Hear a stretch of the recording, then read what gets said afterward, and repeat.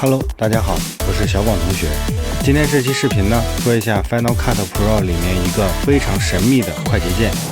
如果视频对你有帮助，点赞关注支持一下，欢迎留言评论，一起学习进步。如何在挪动素材的时候呢，不让这个音频或者字幕跟着素材一起动？我们都知道 Final 呢，它是有一个这个连接的，我们可以看一下啊，我们可以看到这个有一个小竖条，那就证明呢，这个字幕呢，它是依附在这个素材上面的，包括这个音频也是，它有一个小蓝条，它是依附在这个素材上面的。那当我们要调整这个素材的位置的时候呢，你会看到上下的字幕和音频都被关联在一起了。那么我们有时候会挪动这个位置的时候呢，会发现很不方便，我们挪到这儿以后呢，就乱了。这个要怎么处理呢？这个有一个快捷键。首先呢，我们把输入法调成纯英文的。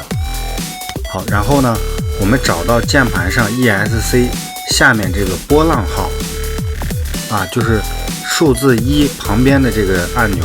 选中素材的时候呢，按这个键，鼠标呢，它后边会出现一个标志啊，就是取消关联的标志。这个时候呢，我们再挪动这个素材就不会被关联了。我们可以看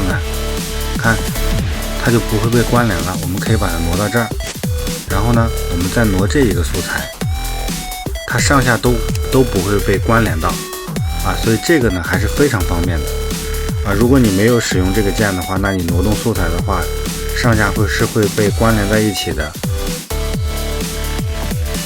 不管上面有几个音频或者是字幕，你看都会被连接到一起，所以我们用这个键呢来给它区分开，这样会非常的方便。